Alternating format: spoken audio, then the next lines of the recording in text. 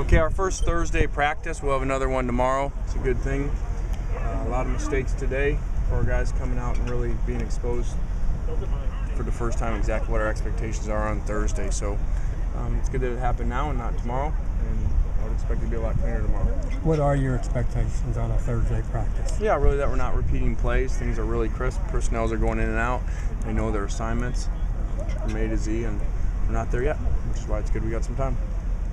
What are your goals and expectations for this season, and how, if at all, do they differ from the past two seasons? Not anything different at all.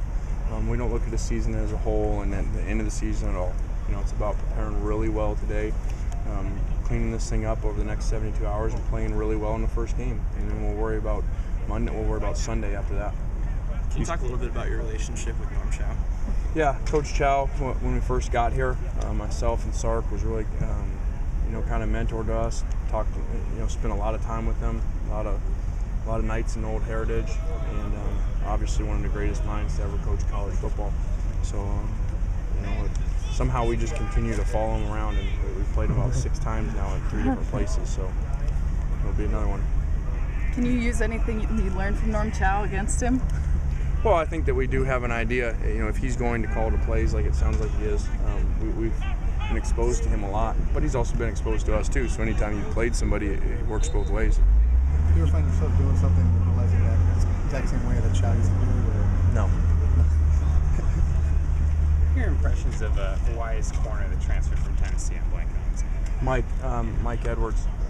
Mike came to us in Tennessee, had a good high school career, made a mistake, like a lot of young kids do, and we're glad to see him doing well, and I'm sure he'll play really well too.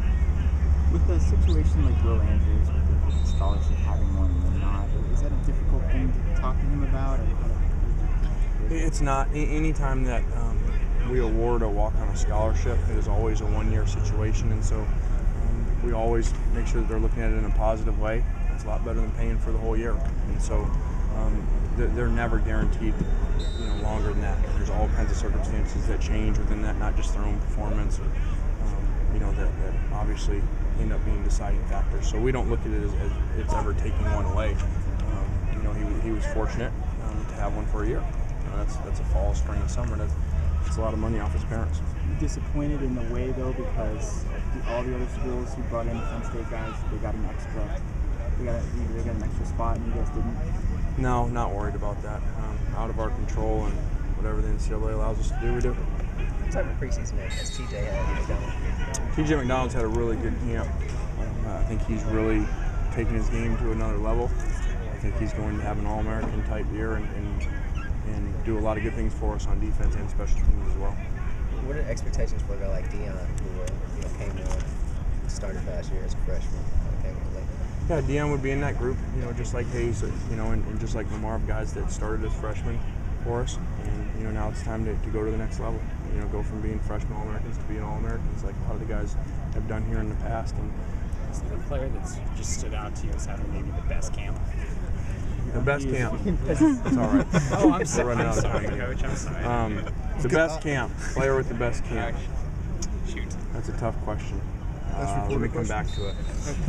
What's that like going from, they used to say, you see the most love from the freshman year to the sophomore year? What's that like?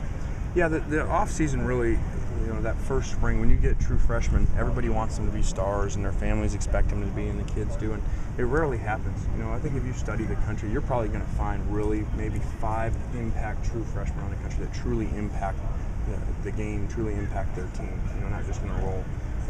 Your Mark Beasley's, your D'Anthony Thomas, your Sammy Watkins, those type of guys. There's only about 5 of them a year, but yet there's 35-star players every year. So most of the guys need that next spring, to really get comfortable and get used to the speed of the college game and the playbooks. Could you possibly have 3 in a row? Is that to get into that 5? Do you have a chance? I don't know that. We'll see. A number of our true freshmen are going to play for us, and we'll give them every opportunity like we have in the past. How have Antoine Woods and Leonard Williams looked? I know you said you won't know anything until they play, but going into it. Yeah, they're in a big group of defensive linemen that have never played college football. So they'll be in there, they're going to play, they're going to rotate in. Antoine's been very consistent throughout camp, has been there almost every day in and out. He's lost a lot of weight. So we're going to find out Saturday. Is the defensive lineman a guy that has to be in the game before you can really know? Is that one of those positions that you really can't know on the practice field? I think all of them are really like that. You know, we've had some guys that we thought were ready, you know, as in their first year, and then all of a sudden go out and don't perform really well when the lights come on. And we had some guys that, you know, we were very concerned with, and all of a sudden they got in the game and did really well. So I think all positions you really don't know. Are Brian Bachman and Marcus Simmons a little behind everybody else, or have they caught up quickly? How have they looked? I think Brian's fine because he's been around here. You know, the percentages kind of favored that Brian was going to make it, so we brought him to camp. Marquise's was a more difficult situation, so Marquise is definitely behind. Yes. Could he be on the field? No. Could he be on the field Saturday night? Yeah. Marquise? Mm-hmm. Okay. Sure. You quoted in the ESPN the magazine a couple weeks ago saying that it was important to win, not only win, but win with style. Well, why is that important to you here? Well, I think that was just, I think that if I remember the article or the conversation of the interview, it was really about LA in general and SC and over the years. And so I was just talking about that. I think when you're in LA, and I think that the conversation was about attendance and people following you. You know, LA is a town that, you know, isn't real fired up about, you know, winning games 14-10 and showing up. It is what it is. You know, you got a lot to compete with, so there is a showtime element to it. There's a style factor to it, and obviously that was here before in the great runs with multiple sports. Do you notice, number one team, the change in Tuesday, Wednesday, like media presence and all that? Do you guys notice any of that out at practice here? The difference? No, I haven't. Okay.